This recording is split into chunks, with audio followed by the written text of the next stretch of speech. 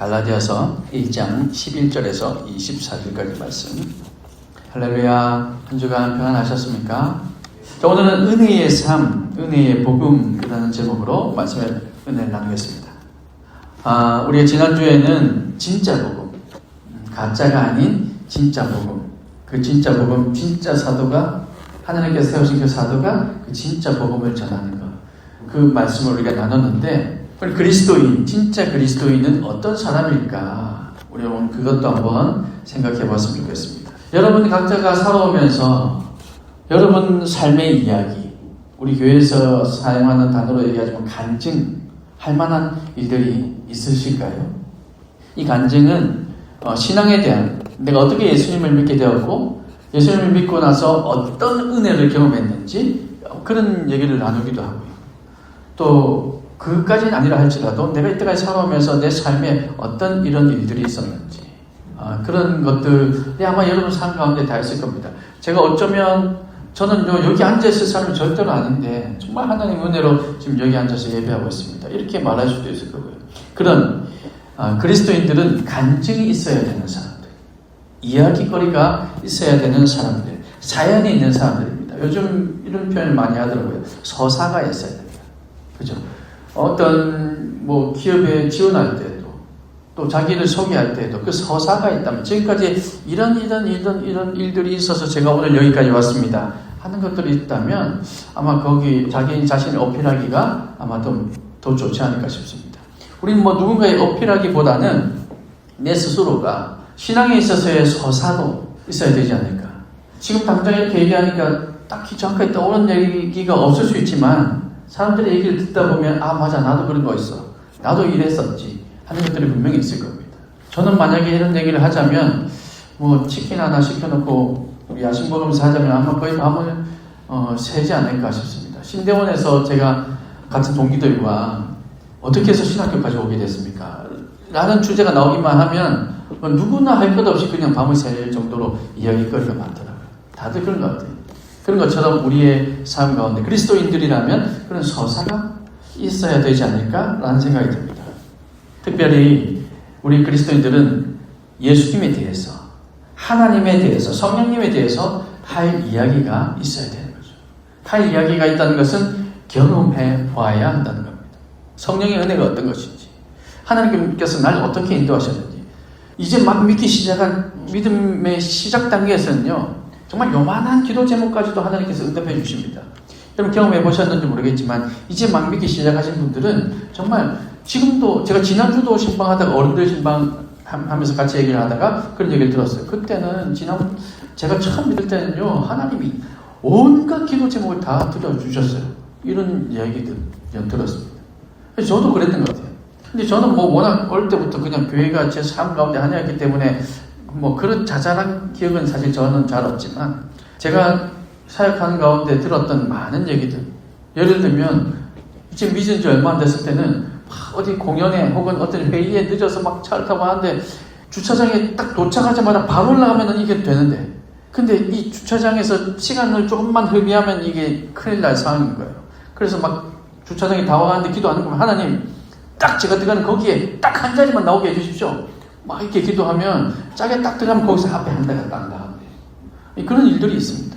우연의 일치라고요? 아니, 처음에는 하나님 살아계심을 알게 하기 위해서 이런 일들이 있는 겁니다. 선교주에 가면은 병 낫고 병을 고치고 그 귀신이 떠나가고 하는 일들이 많이 있는 이유는 그곳에 하나님 살아계심을 알게 하기 위함이죠. 우리에게는 그러면 왜 없냐? 우리는 성경이 있거든요.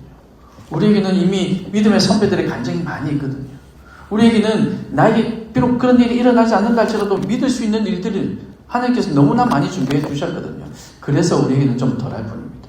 하지만 각 개인적으로는 여러분 믿음의 시작 단계에서는 또 이런 일들이 많이 일어나는 거죠. 이런 성령님을 경험하고 하나님을 경험하는 이런 일들이 우리 가운데 있어야 된다는 겁니다.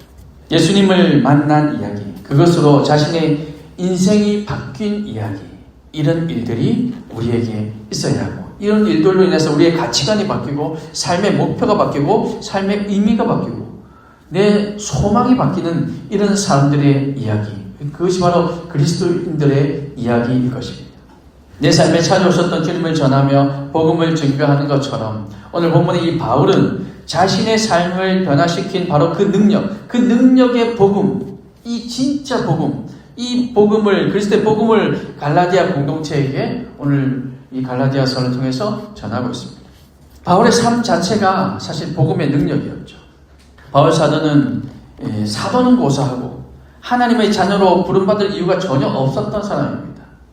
심지어 유대교를 너무나도 지나치게 신봉하고, 그래서 조상의 전통에 지나치게 열심히 있어서 하나님의 교회, 예수 그리스도를 믿는 그 공동체를 박해하던 사람이었어요. 잡아서 고발하고 잡아서 죽게 만들던 사람이었다는 겁니다. 그런 사람을 어떻게 하나님께서 사도로 부르겠습니까? 쉽게 얘기하면 오늘날 이단이라서 이단으로 지옥으로 인도하던 그런 길을 살던 사람이 바울처럼 어느 날 갑자기 하나님을 만나서 변화된, 그래서 그 사람이 고백할 때 저는 사실 여기에 앉아있을 자격이 없는 사람이었습니다 라고 얘기하는 것과 마찬가지겠죠. 이단에서 아주 신급이 아주 높은 자리에 있던 분이 회심해서 우리 교회에 왔어요. 우리 교회에 와서 여기 같이 예배드리고 있어요. 그리고 어느 날 우리 성경 공부하자 이렇게 한다면 여러분 그분의 그 초청에 어떨까요? 이래도 되나? 그런 생각 들지 않을까요? 이단이었는데 저분 이단에서 아주 높은 분이었는데 이게 지금 우리 교회에 잠입한 건가? 뭐 그런 생각이 들지 않을까요? 바울이 지금 그런 상태라는 겁니다. 하나님께서 그를 택정하고 부르신 것은 전적인 하나님의 주권이었고 하나님의 은혜였습니다. 바울에게서는 아무런 인간적인 근거, 사도가 될 만한 아무런 인간적인 근거를 찾을 수 없었습니다. 공부 좀 많이 했다는 거, 가말리엘이라는 선생님의 문화에서 공부했다는 거, 오늘날로 얘기하자면 우리나라로 치면 한 서울대 정도 출신, 그래서 공부했다는 거, 이 정도 말고는 유대인이었고 로마인이었고, 그것 말고는 믿음적으로 신앙적으로는 아무런 인간적인 근거 찾을 수 없다는 거죠. 그래서 아무것도 자랑할 수 없었습니다. 바울은 그래서 내가 자랑할 것이 아무것도 없노라 늘 그렇게 얘기하죠. 그런데 그것은 바울에게 찾아온 복음이 바울을 뒤집어 놓았습니다. 그의 삶이 전적인 은혜의 이 복음을 증명하는 삶이었습니다. 바울의 삶 자체가 그저 복음다 얘기해도 과언이 아닐 정도였습니다. 복음을 전하는 그 삶 자체, 바울의 삶 자체가 복음의 진실성과 능력, 그 안에 담긴 하나님의 은혜와 사랑을 잘 드러내 보여주고 있는 삶이었다는 거죠. 사랑하는 여러분, 우리의 삶에도 바울과 같은 이런 간증이 있기를 바랍니다. 나도 비록 사실은 인간적으로 볼 때는 여기에 앉아있을 자격 없고, 나도 인간적으로 볼 때는 목자가 될 자격이 없고, 나도 인간적으로 볼 때는 하나님의 백성이 될 자격이 없었지만, 그러나 하나님께서 저를 불러주셔서 제가 오늘 여기 있습니다. 그런 서사와 그런 간증이 우리 가운데 있기를 소망합니다. 우리의 삶을 변화시킨 하나님의 그 은혜의 사건이 사람들마다 강도는 다르고 방법은 달랐다 할지라도 모두가 경험할 수 있는, 아니 경험해야 하는 일이라는 걸 여러분 마음에 꼭 새기시길 바랍니다. 그래서 하나님 저도, 하나님 나도 이런 서사가 있길 원합니다. 하나님 제 삶에도 이런 간증이 있었으면 좋겠습니다. 그렇게 기도하시길 바라요. 이런 간증은 그저 교회에 열심히 출석하는 것만으로 좀처럼 잘 경험하기 쉽지 않습니다. 그저 교회에 열심히 나온다고 해서 이런 간증거리가 생기기는 쉽지 않다는 거죠. 도전을 해야 합니다. 이 하나님의 은혜는 믿음의 도전을 하는 사람들에게 주어집니다. 믿음의 도전을 하지 않는데 우리에게 간증이 주어지진 않는 거죠. 바울은 다메섹 도상에서 분명히 주님을 경험했지만 그 경험만큼이나 큰 무게로 자신을 붙들고 있는 게 있어요. 정말로 큰 경험을 했죠. 마치 빛이 비추고 하나님의 말씀 음성이 들리고 눈이 보이지 않게 되고 이런 놀라운 경험을 했습니다. 근데 그만큼이나 바울을 붙들고 있었던 게 있는데 지금까지 살아왔던 삶, 박해했던 삶, 그리스도인들을 다 잡아가려고 했던 그 삶, 이 삶의 무게가 지금 하나님을 만난 것만큼이나 무거웠던 거죠. 그런데 여러분 생각해 보세요. 내가 지금 정말 주님을 만나긴 했는데 내가 들은 이 음성이 분명히 주님의 음성은 확실한데 현실이 있어, 현실. 내가 지금까지 교회를 박해했던 사람인데 내가 어느 날 지금 갑자기 내가 지금 주님을 만났다고 그래서 사람들에게 예수 믿으세요 그러면 날 믿어줄까? 여러분 이런 고민은 없었을까요? 여러분 같으면 그런 고민 안 하겠습니까? 저는 100번도 했을 겁니다. 저는 돌다리가 있어도 두드려 보고 또 두드려 봐야 되는 그런 성격의 사람이거든요. 그런데 만약에 제가 이런 입장이라면 아니야, 일단 1년은 조용히 있어야겠다. 최소한 1년은 조용히 저들하고 비슷하게 한번 섞이면서 저는 분명히 아마 그랬을 거예요.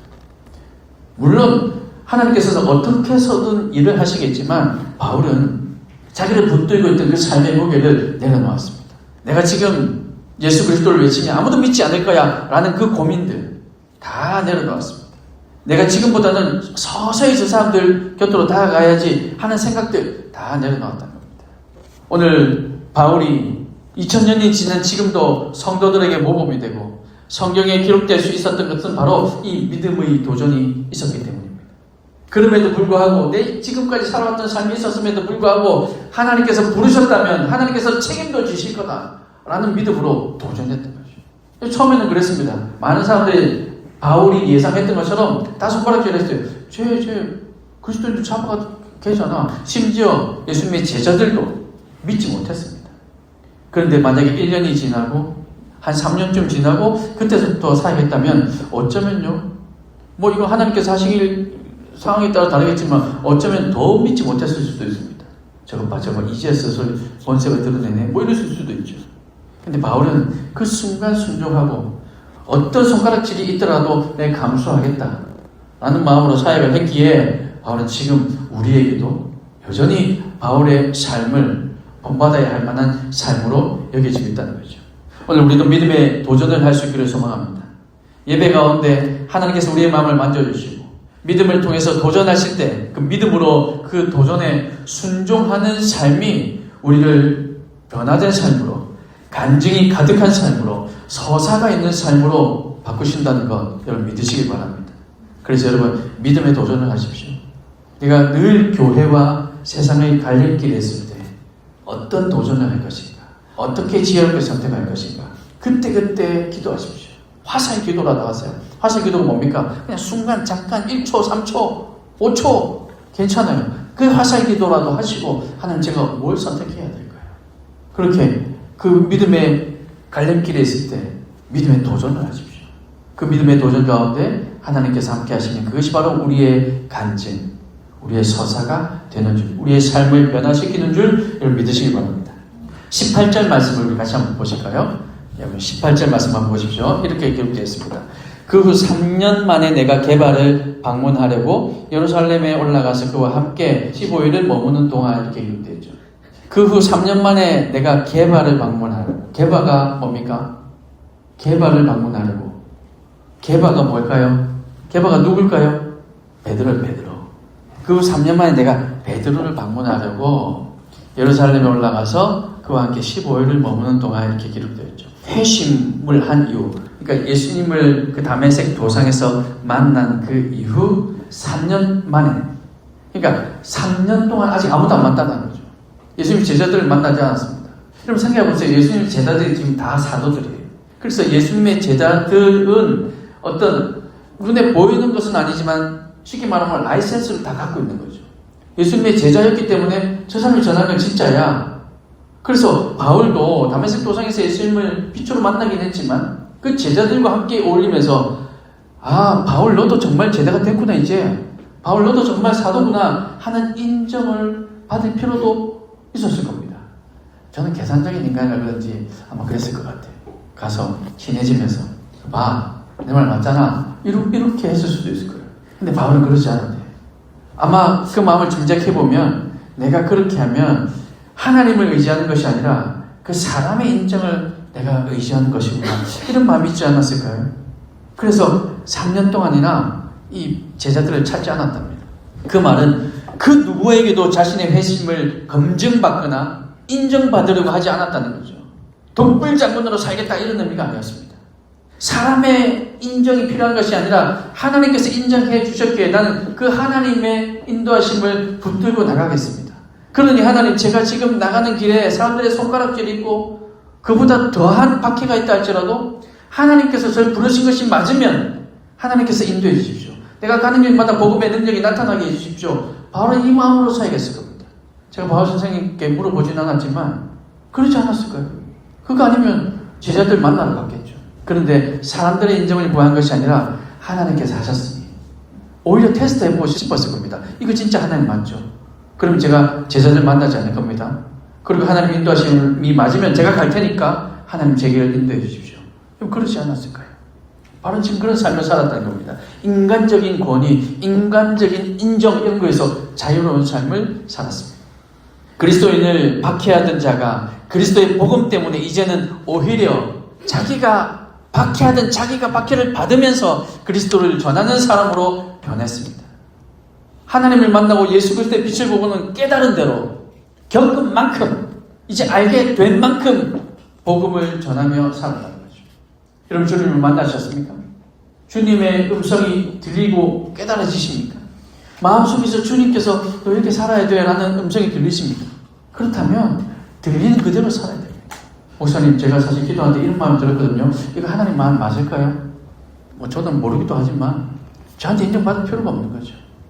여러분 잘못해서 사탄의 음성을 들으면 또 안 되지만 사탄의 음성은요 하나님의 일을 해 그렇게 하지 않습니다. 때로는 이렇게 속삭이긴 해요. 하나님께서 널 사랑하셔 이렇게 속삭이기도 합니다. 그때는 유혹하기 위해서. 그런데 하나님의 일을 하라고 사탄이 결코 속삭이지는 않습니다. 그 하나님께서 여러분에게 주신 그 마음에 여러분 순종해 보십시오. 거기에 서사가 생기는 거죠. 3년이 흘러서 예루살렘을 방문해서 유력한 지도자인 이 베드로와 야고보도 만났지만 유대인과 이방인에게 여전히 차별 없이 구원을 주시는 예수 그리스도의 복음을 전하며 살았고 또 그 복음에 대해서 검증받거나 인정받으려고 하지 않았습니다. 부활하신 예수님과의 짧은 만남이 그의 삶과 그의 생각 전체에 지각 변동을 일으켜서 그래서 지금보다 이때까지 살아왔던 그 삶을 완전히 뒤집어 엎을 만큼 바울의 삶을 새롭게 했다는 거죠. 그것만큼 더 강렬한 확인의 조건은 필요 없었다라는 겁니다. 사실 이 전직 박해자 사울의 이런 독자적인 행보는 예루살렘 교회의 오해를 사기도 했습니다. 따라서 이는 그들과의 관계 개선에 악영향을 미쳤을 가능성도 있습니다. 그러나 바울은 그런 인간적인 고려보다 어떻게 보면 무대포죠. 그런 인간적인 고려보다 자신에게 주어진 사명을 수행하는 것. 이제 내 남은 삶 동안 하나님께서 주신 사명을 감당하기 위해서는 이제는 그런 시간도 아깝다. 사명을 수행하는 것 이것을 더 중요하게 생각했다는 겁니다.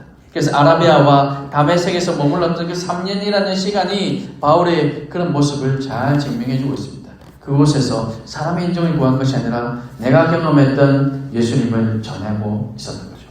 사랑하는 여러분, 우리의 신앙은 이처럼 신학책 속에 기록된 권위 있는 내용에 의한 것이 아닙니다. 또한 100년을 훌쩍 넘긴 이제 한국 교회의 전통에 있는 것도 아닙니다. 우리 교회만 해도 벌써 40년이 넘었잖아요.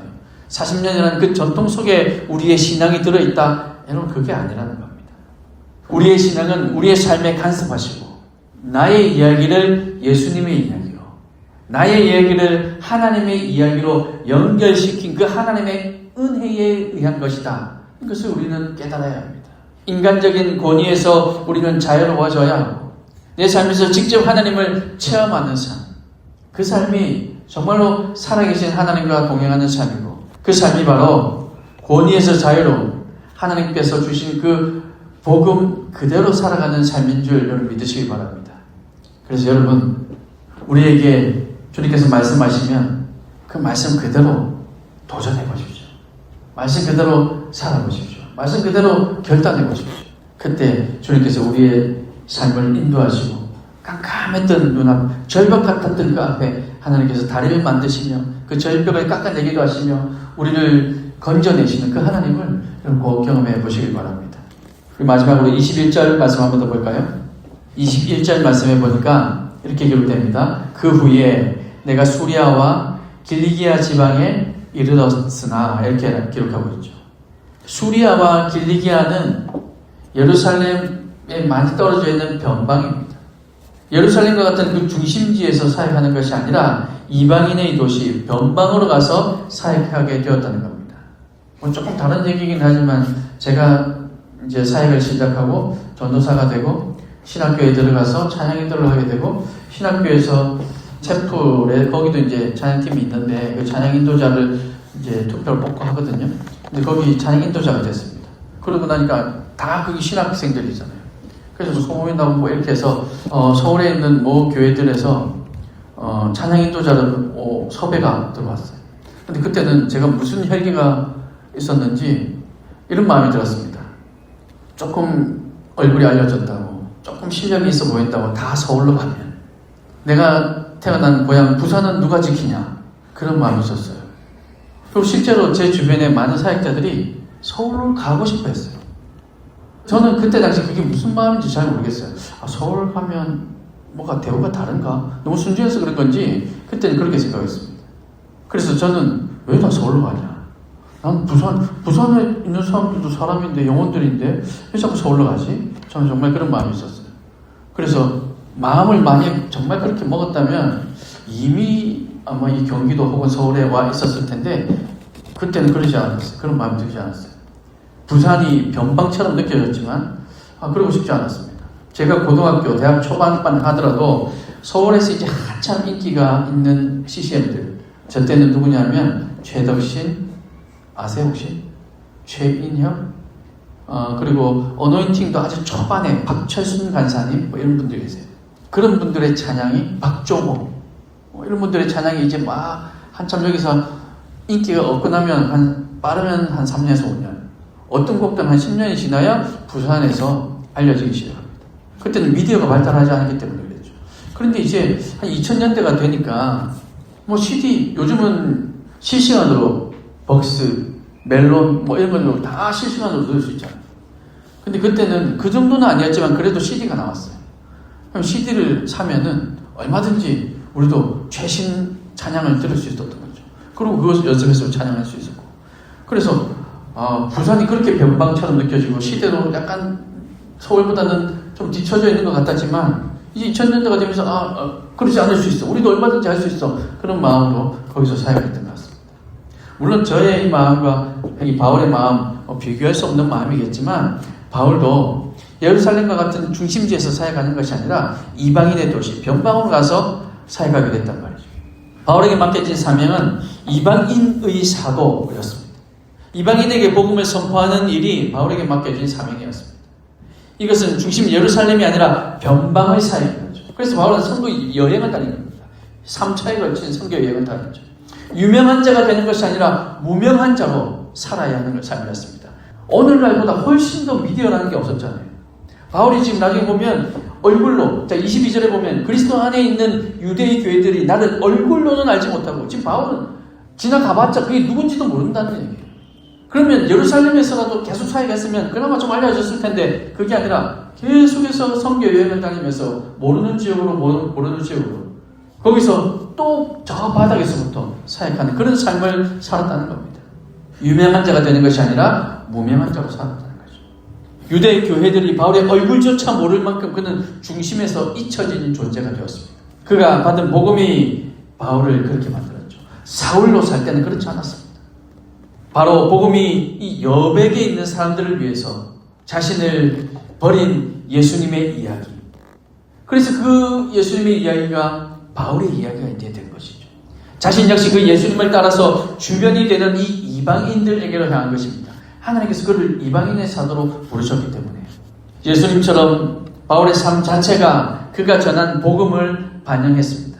육체적 자랑거리에 몰두한 거짓 복음의 사람들과는 달랐다는 거죠.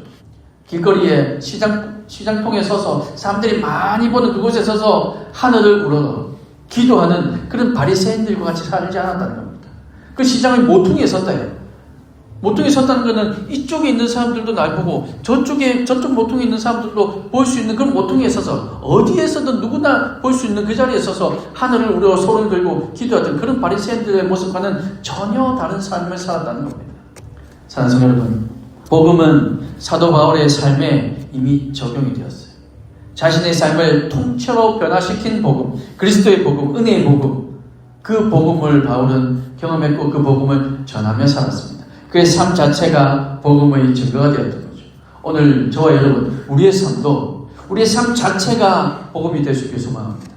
여러분 이것은요, 바울이나 그런 것이 우리가 어떻게가 아니에요. 우리의 삶 자체가 여러분이 어떻게 사느냐에 따라서 우리의 삶도 복음 그 자체가 될 수 있다는 겁니다. 우리에게 말씀하신 그 하나님의 음성에 순종하며 살 때 그때 우리의 걸음을 인도하시는 분, 그 하나님의 은혜로 말미암아 주님께 주신 그 은혜로 말미암아 우리의 삶도 복음 그 자체의 삶이 될 수 있음을 여러분 믿으시기 바랍니다. 그래서 오늘 우리도 우리 자신의 삶을 복음의 신실성을 반영하는, 복음의 능력을 드러내는 그런 삶이 될 수 있기를 소망합니다. 또 그 사람이 진정한 복음을 전하는 사람, 전도 들고 가서 예수님 믿으세요 하지 않아도 우리의 삶 자체가 그렇게 된다면 그것이 진정한 복음을 전하는 삶이 된다는 사실을 여러분 믿으시길 바랍니다. 우리의 삶이 하나님의 은혜를 경험하는 그런 간증, 그런 서사가 있는 삶, 그리고 인간적인 권위, 사람들의 인정에서 자유로운 삶, 그리고 주님의 부르심만 쫓아가는 삶, 우리 모든 한 사람 한 사람이 바로 이런 삶을 살아갈 수 있기를 우리 주님의 크신 이름으로 축복합니다.